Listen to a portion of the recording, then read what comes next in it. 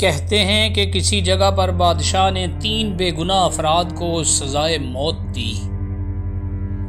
بادشاہ کے حکم کی تعمیل میں ان تینوں کو پھانسی گھاٹ پر لے جایا گیا، جہاں ایک بہت بڑا لکڑی کا تختہ تھا جس کے ساتھ پتھروں سے بنا ایک مینار، اور مینار پر ایک بہت بڑا بھاری پتھر مضبوط رسے سے بندھا ہوا ایک چرخے پر جھول رہا تھا۔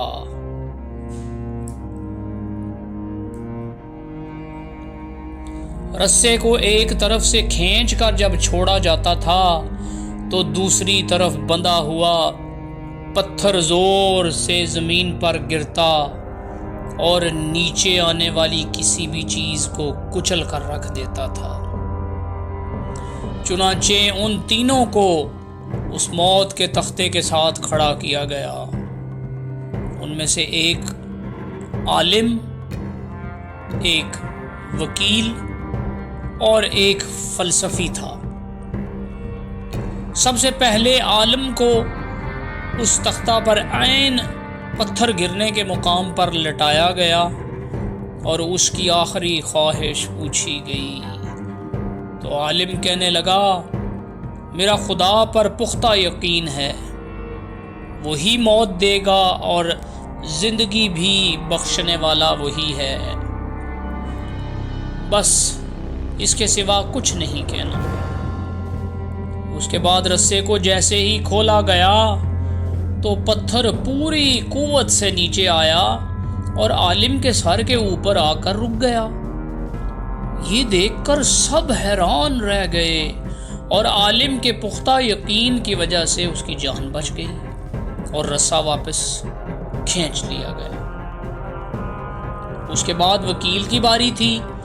اس کو بھی تختہ دار پر لٹا کر جب آخری خواہش پوچھی گئی تو وہ کہنے لگا، میں حق اور سچ کا وکیل ہوں اور جیت ہمیشہ انصاف کی ہوتی ہے، یہاں بھی انصاف ہوگا۔ اس کے بعد رسے کو دوبارہ کھولا گیا، پھر پتھر پوری قوت سے نیچے آیا اور اس بار بھی وکیل کے سر پر پہنچ کر رک گیا۔ پھانسی دینے والے اس انصاف سے حیران رہ گئے اور وکیل کی جان بھی بچ گئی۔ اس کے بعد فلسفی کی باری تھی۔ اسے جب تختے پر لٹا کر آخری خواہش کا پوچھا گیا تو وہ کہنے لگا، عالم کو تو نہ ہی خدا نے بچایا ہے اور نہ ہی وکیل کو اس کے انصاف نے۔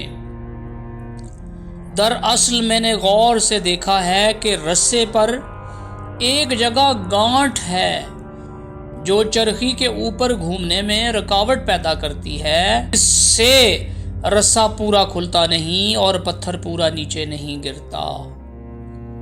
فلسفی کی بات سن کر سب نے رسے کو بغور دیکھا تو وہاں واقعی گانٹھ تھی۔ انہوں نے جب وہ گانٹھ کھول کر رسا آزاد کیا تو پتھر پوری قوت سے نیچے گرا اور فلسفی کا ذہین سر کچل کر رکھ دیا۔ بعض اوقات بہت کچھ جانتے ہوئے بھی منہ بند رکھنا حکمت میں شمار ہوتا ہے۔